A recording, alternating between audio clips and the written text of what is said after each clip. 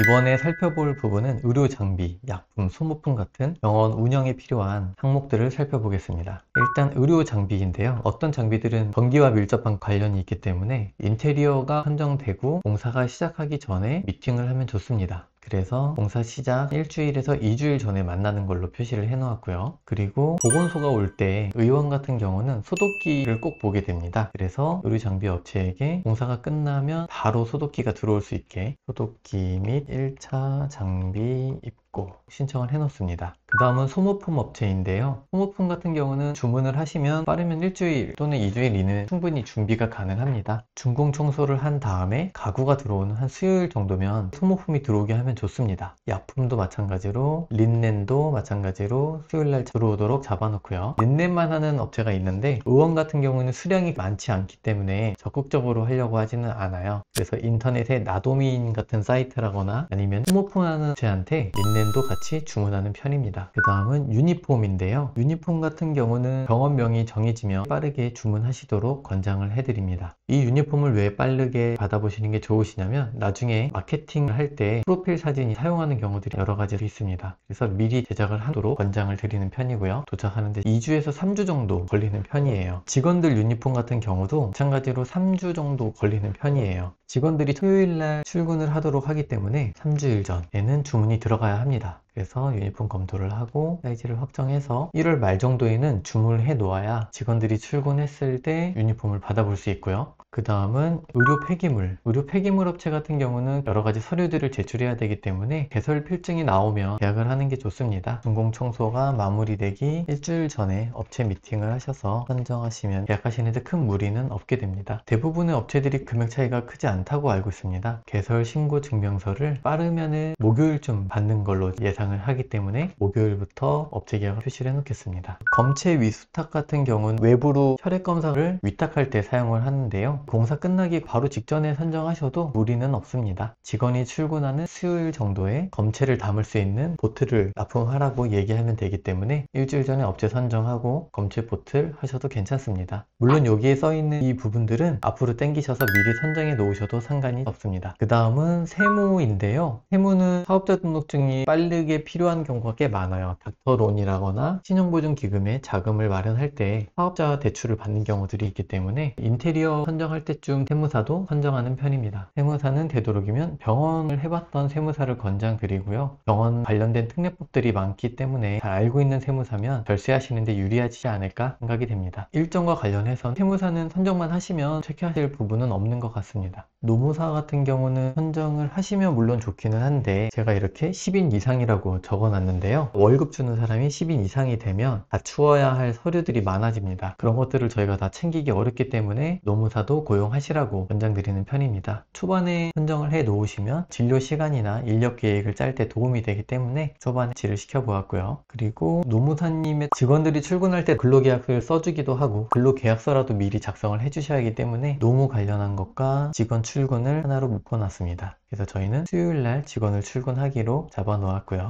직원들이 세팅이 다 끝나면 가옥등으로 일정을 잡아봤습니다. 그리고 반드시 직원이 출근하는 날 근로계약서를 작성해야 됩니다. 2월 중순에 직원들을 출근시킬 거기 때문에 직원 구인은 최소 한 달 정도 전에는 진행을 합니다. 너무 빠르게 구해 놓으셔도 그 직원이 다른 곳도 비교해서 딴 데로 빠지는 경우도 꽤 많습니다. 구인하는 거에 대해서는 정답은 없지만 한 달 정도 전부터 준비하시는 것을 권장드리는 편입니다. 그리고 인허가인데요. 인허가 같은 경우는 보건소에 가서 개설 접수를 하게 되고요. 보건소의 접수가 끝나면 소방서로 통보가 가고 현장에 나와서 실사를 하고요. 소방실사가 끝나면 보건소 직원이 나와서 실사를 합니다. 보건소 실사까지 끝나면 개설 필증을 수령하게 됩니다. 제가 개설 접수를 2월 10일로 잡아놨는데요. 그 일정과 가장 맞닿아서 중요한 일정이 소방입니다. 인테리어 업체한테 언제부터 소방 실사를 받을 수 있느냐 확인하셔야 합니다. 예를 들어서 소방 실사를 2월 11일 날 받을 수 있다고 가정을 한다면 월요일 날 보건소 접수를 하고요. 그러면 소방서로 공문이 날아갑니다. 소방서에서 언제 실사 나오면 좋을지 연락이 옵니다. 13일이 준비되면 13일 날 나오세요 라고 같이 협의를 하면 됩니다. 보건소도 날짜를 협의하게 될 건데 보건소가 보건소가 나오는 첫 번째 날 정도에는 소독기를 보통 확인합니다. 소독기를 구비해 놓으시기를 권장드립니다. 그래서 월요일이나 화요일에 보건소가 나오지 않을까 예상을 하고, 보건소 같은 경우는 처리 기간이 주말을 빼고 10일이기 때문에 2월 10일에 접수를 하게 되면 정말 늦으면 2월 24일 날 필증이 나올 수도 있어요. 그래서 안전하게 과오픈 기간은 2월 말로 잡고 3월 초에 오픈을 잡아놓은 것이죠. 보건소가 빠르게 처리해주면 이 오픈 날짜도 당길 수 있는 건 맞긴 합니다. 하지만 변수 감안하셔서 작성하시면 좋을 것 같습니다. 그리고 카드 단말기를 신청하셔야 되는데요. 전자차트 업체에서 연동된 카드 단말기 많이 사용하시는 편이고요. 단말기를 공사 끝나기 전에 신청을 해놓고 인터넷 공사가 끝난 직원이 있는 수요일 정도 설치해줘라 라고 신청을 하는 편입니다. 신청을 하고 나서 단말기를 사용할 수 있을 때까지 2-3일 정도가 걸립니다. 그래서 너무 늦게 신청하시면 환자분께 미납을 걸어놔야 될 수도 있기 때문에요. 미리 신청해 놓는 걸 권장드립니다. 그 다음에 EMR 업체인데요. EMR 업체는 초기에 비행을 하시라고 말씀을 드리는 편입니다. 그 이유는 EMR 업체 선정이 되면 원장님 노트북이나 컴퓨터에 프로그램을 깐 다음에 코드 작업을 해 놓으시면 오픈 준비하실 때 매우 수월합니다. 그래서 업체를 빠르게 선정하시고 코드 및 수가를 사전에 입력하는 작업을 먼저 하시는 걸 권장드립니다. 준공 청소가 끝나고 컴퓨터가 들어온 다음에 코드 작업을 하시려고 하면 시간을 상당히 많이 뺏길 수 있고 스트레스 받을 수도 있으세요. 설치 및 교육은 직원들이 나오는 수요일로 잡으면 좋을 것 같습니다. 조금 늦게 나오는 직원들도 있기 때문에 기간은 길게 잡아놨지만 보통 하루에 교육이 다 끝나는 편입니다. 그리고 엑스레이나 초음파 같은 영상을 공유하는 팍스 프로그램도 설치를 해야 되는데요. 팍스 업체는 빠르게 선정하지 않으셔도 상관은 없습니다. EMR 업체 선정되면 그 이후에 선정하도록 아이디를 드리는 편이고요. 서버를 설치해야 되기 때문에 네트워크와 컴퓨터가 다 들어온 이후에 설치하러 오라고 가이드를 하는 편입니다. 직원이 다 출근하고 프로그램도 설치가 끝나면 리허설이 가능할 것이라고 예상하고 일정을 잡아보았습니다.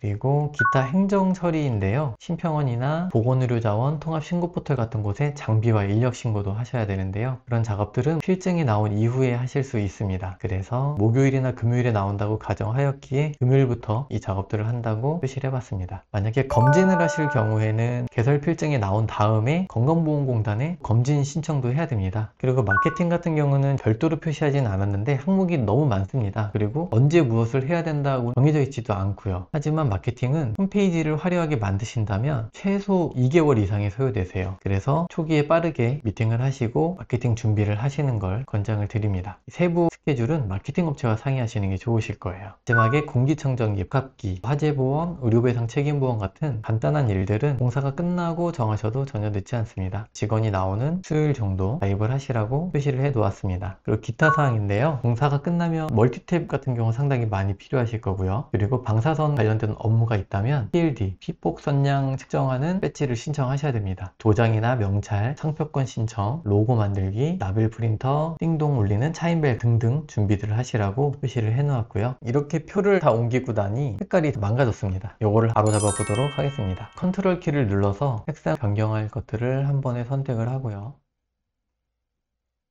그리고 테두리가 없는 것들은 테두리도 만들어주고요. 마지막 작업이 하나 남았는데요. 이걸 출력해서 보고 보시잖아요. 첫 번째 칸과 마지막 칸까지 Shift로 선택을 해주고요. 상단 페이지 레이아웃에 인쇄 영역을 설정해줍니다. 인쇄에 가셔서 PDF로 A3 맞추시면 출력하실 수 있게 되고 스케줄 작성은 마무리가 됩니다. 자, 오늘은 이렇게 병원 스케줄표를 작성하는 방법을 알려드렸는데요. 본인의 스타일에 맞게 사용해 보시면 좋을 것 같습니다. 그리고 다운받는 방법을 설명드려야 되죠. 샘플 파일은 저희 의사이야기 카페에 올려놓을 테니까요. 참고하셔서 개원 준비하시는데 도움이 되시기를 바라겠습니다. 내용이 도움되셨다면 구독과 좋아요 부탁드리고요. 궁금하신 사항은 댓글로 말씀 주시면 답변 드리도록 하겠습니다. 감사합니다.